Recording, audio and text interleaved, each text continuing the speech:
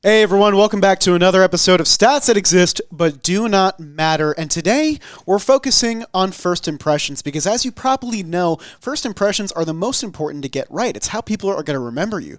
But what if your first impression is your only impression? For ball players, that would mean you played in one major league game and that was it. And there's a surprising amount of one-game careers that exist in MLB history, and some of them are pretty damn good. So today we're going to look at the best one-game, single-game performances where players had just one game in their career and then set off into the sunset. Let's turn the clock all the way back to 1963. The expansion era just got going. Times were good, and John Pachorek was making his debut for the Houston Colt 45s as their right fielder. Colt 45 and 2 zigzags, baby, that's all we need. You can cut that. You don't need to keep that. He went 3 for 3 in his only game as a big leaguer with 3 RBIs and 4 runs scored, plus 2 walks in a game against the Mets, who were not so good in the early 60s. Good for John Pachorek. Why didn't he get more run after this? Well, it's a sad theme for this video, but it's going to be injuries, which cut his career short. He missed most of 1964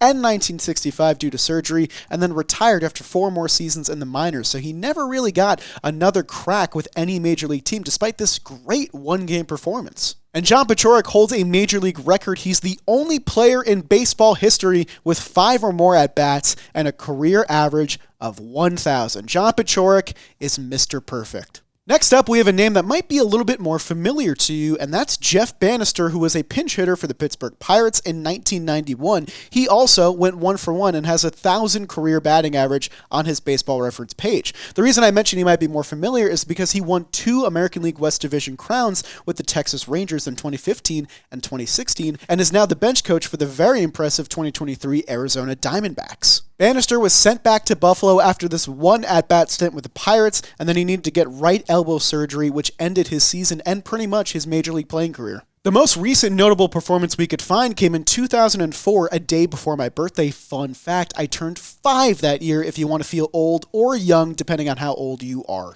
It was Chris Sims, pitching for the Milwaukee Brewers, who made a start that day and went 6 shutout innings, 2 hits allowed, 3 walks allowed, 7 strikeouts in a win against the division rivals St. Louis Cardinals. He was a 28th round pick who made this spot start and then immediately got demoted back to Double-A, and he never got another major league outing. He missed all of 2005 and 2006 with elbow surgery. And he's only the 4th pitcher since 1900 to give up no runs with 6 or more innings pitched and record the win in their only major league game. Again, another guy who's a big piece of baseball history because of this one-game stint. His game score was 72, the highest ever for a pitcher with only 1 lifetime start. There are some other quick tidbits we got to mention as well, like Sonny Parker, who was a starting pitcher for the Kansas City Monarchs and threw 7 shutout innings with only 1 hit allowed and 7 strikeouts. He also got the win in his major league debut. There's also Ray Jansen of the St. Louis Browns back in 1910 at age 21, the 3,435th major leaguer